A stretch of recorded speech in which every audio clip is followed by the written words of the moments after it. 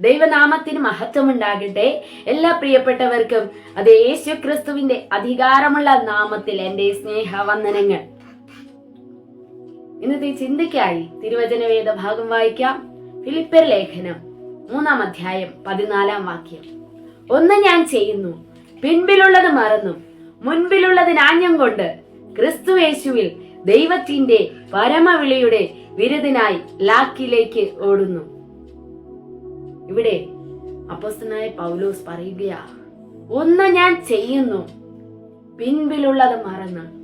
നമ്മുടെ ജീവിതത്തിൽ പിൻപിലുള്ള കാര്യങ്ങളെ ഒന്ന് മറക്കാമോ? അതെ, ഇവിടെ പ്രശംസിപ്പാൻ ഏറെ വകയുള്ള ദൈവദാസൻ അപ്പോസ്തലനായ പൗലോസ് പറയുകയാണ്, ഒന്ന് ഞാൻ ചെയ്യുന്നു, പിൻപിലുള്ളത് മറന്നു. അതെ, 8-ാം നാളിൽ പരിശുദ്ധനേറ്റ എബ്രായരിൽ നിന്ന് ജനിച്ച എബ്രായനായ അതേ ദൈവദാസൻ, അതേ അപ്പോസ്തലനായ പൗലോസ്, ഏറ്റവും ശ്രേഷ്ഠതയുള്ള പൗലോസ് എല്ലാം ചപ്പൻ ചവറം എണ്ണിക്കൊണ്ട് പറയുന്ന, ഒന്നു ഞാൻ ചെയ്യുന്നു, പിൻപിലുള്ളത് മറന്നും മുൻപിലുള്ളതിന് ആഞ്ഞും കൊണ്ട്. മുൻപിലുള്ളത് എന്താണ്? മുൻപിലുള്ളതിന് ആഞ്ഞും കൊണ്ട് നമ്മുടെ മുൻപിൽ വച്ചിരിക്കേണ്ടത് ആരെയാണ്? യേശു ക്രിസ്തുവിനെയാണ്.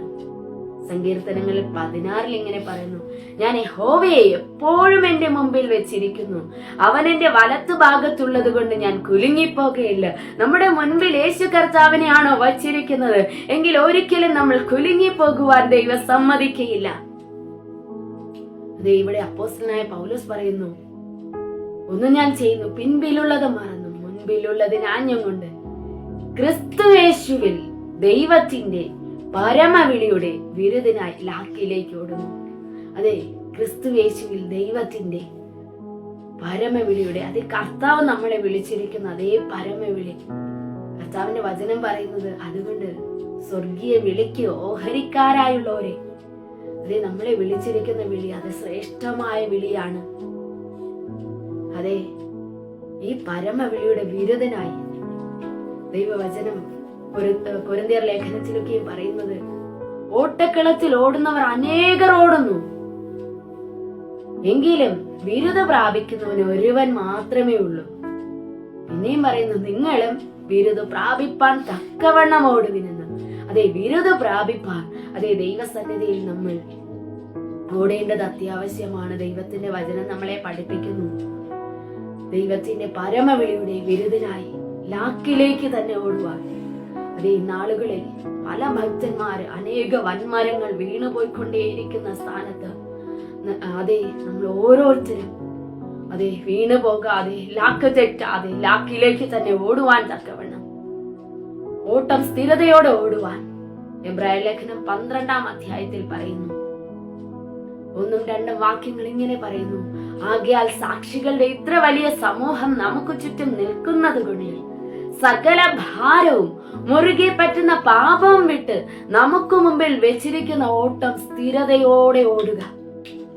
അതെ, ആകയാൽ സാക്ഷികളുടെ ഇത്ര വലിയ സമൂഹം 11-ാം അധ്യായത്തില് അതേ ഓടി തികച്ച് അതേ ദൈവദാസന്മാരെ പറ്റി, അതേ പഴയ നിയമ ഭക്തന്മാരെ പറ്റി കർത്താവായ ദൈവം അവിടെ പറഞ്ഞിട്ടാണ് ഈ അപ്പോസ്തലനായ പൗലോസ് ഇവിടെ എബ്രായർക്ക് എഴുതിയ ലേഖനം 12-ാം അധ്യായത്തിൽ 1-ാം വാക്യം ഇങ്ങനെ പറയുന്നു, സാക്ഷികളുടെ ഇത്ര വലിയ സമൂഹം നമുക്ക് ചുറ്റും നിൽക്കുന്നത് കൊണ്ട് സകല ഭാരവും, അതെ നമ്മുടെ ജീവിതത്തില് ഭാരമായിരിക്കുന്ന കാര്യങ്ങളെ ദൈവസന്നിധിയിലേക്ക് ഒന്നിട്ടുകൊണ്ട്, സങ്കീർത്തനങ്ങൾ അങ്ങനെയാ പറയുന്നത്, നിന്റെ ഭാരം യഹോവയുടെ മേൽ വെച്ചുകൊള്ളുക, അവൻ നിന്നെ പുലർത്തും, നീതിമാൻ കുലുങ്ങിപ്പോകുവാൻ അവൻ ഒരു നാളെ സമ്മതിക്കയില്ല.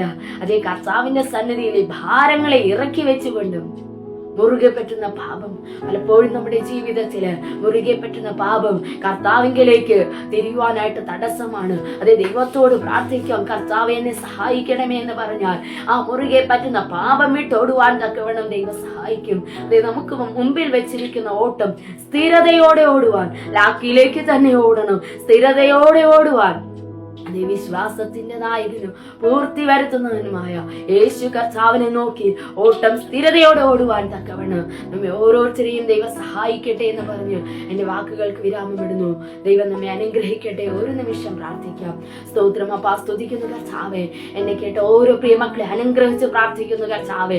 പിൻപിലുള്ളത് പലതും മറക്കുവാനും മുൻപിലുള്ള കർത്താവിനെ ആഞ്ഞുകൊണ്ട് അതേ കർത്താവിലേക്ക് നോക്കിക്കൊണ്ട് കർത്താവിനെ സ്ഥിരമായി അതേ കർത്താവ് ലാക്ക് തെറ്റാതെ അങ്ങയുടെ പരമവിളിയുടെ വിരുദ്ധനായി ലാക്കിലേക്ക് തന്നെ ഓടുവാൻ, സ്ഥിരതയോടെ ഓടുവാൻ, വിശ്വാസത്തിന്റെ നായകനും പൂർത്തി വരുത്തുന്നവനുമായ യേശു കർത്താവിനെ നോക്കി ഓടുവാൻ നിങ്ങൾ ഓരോരുത്തരെയും സഹായിക്കുന്ന കൃപയ്ക്കായി നന്ദി. യേശു ക്രിസ്തുവിന് അധികാരമുള്ള നാമത്തിൽ തന്നെ പിതാവേ, ആമേൻ. സ്തോത്രം.